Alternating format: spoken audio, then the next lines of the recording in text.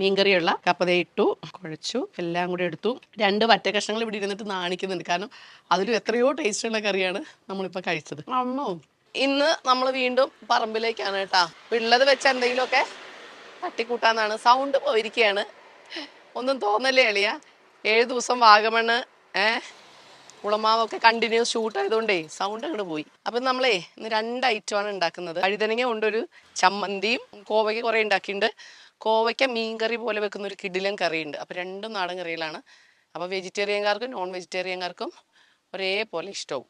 നോക്കുമല്ലേ, കുറച്ചും കൂടി സാധനങ്ങൾ പറിക്കാനുണ്ട്. കൂടെ ഒരു പയർ മെഴുക്കുവരട്ടിയും കൂടെ വെക്കാം. സെറ്റ്. പറമ്പിലുള്ള കാന്താരി ചെടികളൊക്കെ തീർന്നു കേട്ടോ. പെരുവെയിലത്ത് ഉണങ്ങിപ്പോയി.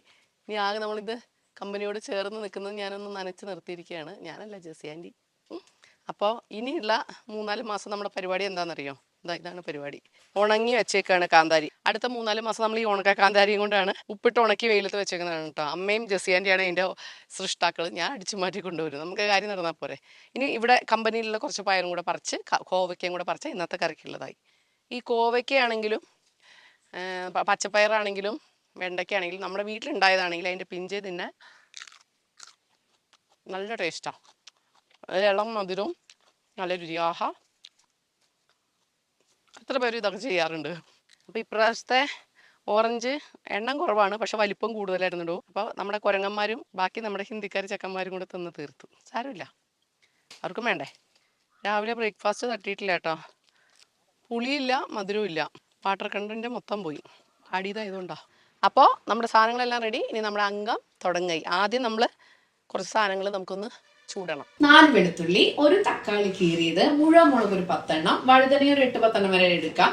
എല്ലാം കൂടെ നന്നായിട്ട് ചുട്ടെടുക്കണം. കരിഞ്ഞു പോകാതെ തിരിച്ചും മറച്ചു വിട്ടിട്ട് നമുക്ക് ചുട്ടെടുക്കാം. ഇനിയിപ്പോൾ ഇങ്ങനെ ചൂടാൻ പറ്റുന്നതിനെ നേരിട്ട് അടുപ്പിലിട്ട് ചൂടാം, അല്ലെങ്കിൽ നന്നായിട്ട് വഴറ്റിയെടുത്താലും മതി കേട്ടോ. ചുട്ട വറ്റൽമുളകും വെളുത്തുള്ളിയും കൂടെ മിക്സിയിൽ ഒറ്റ കറക്കി എടുക്കാം. പിന്നെ വഴുതനങ്ങ നമ്മളിങ്ങനെ പതുക്കി ഒന്ന് ഇടിച്ചെടുക്കാം. തക്കാളി ചേർക്കാം. അതിലേക്ക് ഒരു 1/2 സബോള ഏറ്റവും പൊടിയായി അരിഞ്ഞത്, ഒരു ചെറിയ പിടി മല്ലിയില പൊടിയായി അരിഞ്ഞതും ചേർക്കാം. ഇതിന് നന്നായിട്ട് ഞെരടി നല്ല ചമ്മന്തി പോലെ എടുക്കാം കേട്ടോ. എന്നിട്ട് പച്ച വെളിച്ചെണ്ണയും ഉപ്പും ചേർക്കാം. വീണ്ടും ഒന്നും കൂടെ കുഴച്ചതിന് ശേഷം നമുക്ക് രുചി നോക്കിയാലോ. അയ്യോ, ചോറിന്, ചപ്പാത്തിക്ക്, ദോശയ്ക്ക്, ഇഡ്ലിക്ക് ഒക്കെ ബെസ്റ്റ് ആണ് ചമ്മന്തി. ഇനി മീൻ കറി വെക്കുന്നതിലും രുചിയില് കോവയ്ക്ക കൊണ്ടൊരു മീൻ കറി വെക്കാം കേട്ടോ. ഏകദേശം 1/4 കിലോ കോവയ്ക്കാണ് ഞാൻ എടുത്തിട്ടുള്ളത് കേട്ടോ. കഴുകി അതിന്റെ 2 ഭാഗവും മുറിച്ച് 4ആയിട്ട് പിളർന്നെടുക്കണം. വീണ്ടും മുറിക്കാൻ നടുവേ. അപ്പൊ ഒരു കോവയ്ക്ക് 8 പീസായിട്ട് കിട്ടും. ഇനി ചട്ടി വെച്ച് എണ്ണ 1 ടേബിൾ സ്പൂൺ ഒഴിച്ച് കടുക് ഉലുവ പൊട്ടിച്ച് ചെറിയുള്ളി ചതച്ച ഒരു 4 എണ്ണം, ഇഞ്ചി വെളുത്തുള്ളി ചതച്ച 1 ടേബിൾ സ്പൂൺ ഇട്ട് നന്നായിട്ട് വഴറ്റണം. ശേഷം കോവയ്ക്ക നമുക്ക് ചേർക്കാം കേട്ടോ.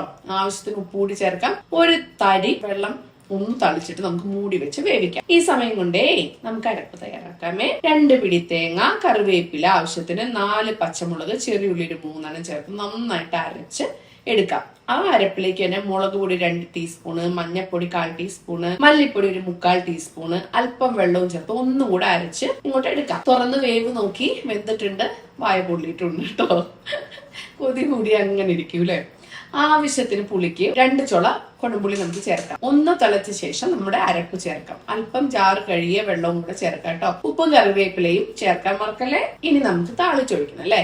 എണ്ണ ഒഴിച്ച് ചെറിയുള്ളി, വറ്റൽമുളക്, കറിവേപ്പില ചേർത്ത് വറുത്തിടാം. വേണമെങ്കിൽ ഒരു 2 മണി ഉലുവയും കൂടെ പൊട്ടിക്കട്ടോ. അതിന്റെ കൂടെ തേങ്ങ വറുത്ത മത്തിക്കറീനെ പോലും നാണിപ്പിക്കുന്ന രീതിയിലുള്ള കോവയ്ക്ക മീൻകറി റെഡിയാണേ. ഇനി നമുക്ക് നമ്മുടെ പറമ്പിലെ ഫ്രഷ് ചീരയും കൊണ്ട് പറിച്ചെടുത്ത് പച്ചപ്പയറും കൂടെ ചേർത്ത് ഒരു പൊടിത്തോരൻ ഉണ്ടാക്കാം. ചട്ടിയിൽ വെളിച്ചെണ്ണ ഒഴിച്ച് കടുക് പൊട്ടിച്ച് കറിവേപ്പില മൂപ്പിച്ച ശേഷം കാന്താരി ചതച്ചത് ഇടാം.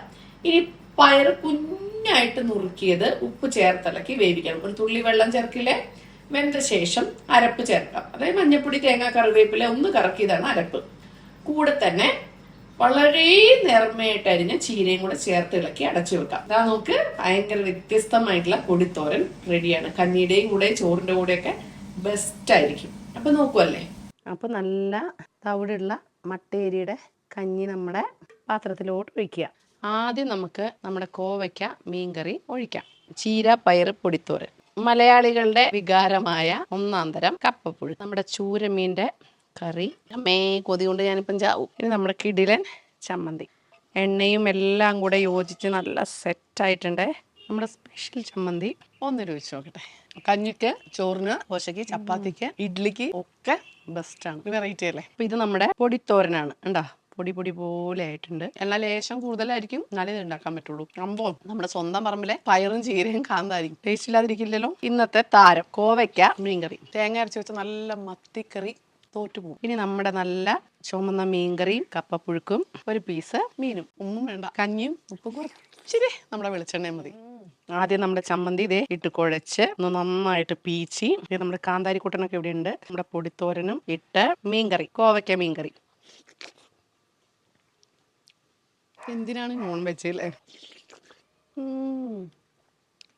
കുറച്ച് കപ്പ, മീൻകറി ആവാത്ത കപ്പയും കൂടെ കഞ്ഞിയിലോട്ട് ഇട്ട് അങ്ങോട്ട് കുഴയ്ക്കുകയാണ് കേട്ടോ. എന്നിട്ട് ഒരു പിടിയും കൂടെ പിടിച്ചു നോക്കാം. ഓക്കെ, കപ്പയും കൂടി ചെന്നപ്പോഴേ എൻ്റെ അമ്മോ, മീൻകറിയുള്ള കപ്പതേ ഇട്ടു, കുഴച്ചു, എല്ലാം കൂടി എടുത്തു.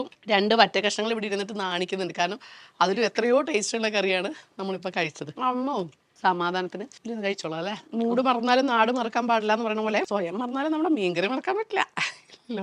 നമ്മുടെ കോവയ്ക്ക മീൻകറിയുടെ ഒരു അഡ്വാൻറ്റേജ് എന്താണെന്നറിയോ? മുള്ളില്ലാതെ, മുള്ളിൻ്റെ പേടിയില്ലാത്ത ഏത് കുഞ്ഞുങ്ങൾക്ക് നമുക്ക് കൊടുക്കാൻ പറ്റും. അപ്പോൾ എങ്ങനെയാണ് നമ്മുടെ നാടൻ വീഡിയോസ് എപ്പോഴും നിങ്ങൾക്ക് ഇഷ്ടമാണെന്നറിയാം. പ്രത്യേകിച്ചും പ്രവാസികൾ എന്നെ പൊങ്കാലിടുന്നുണ്ട് ഇതിൽ. എനിക്ക് തോന്നുന്നു ഏകദേശം എല്ലാ ഐറ്റവും നിങ്ങൾക്ക് അവിടെ കിട്ടും ഇല്ലേ.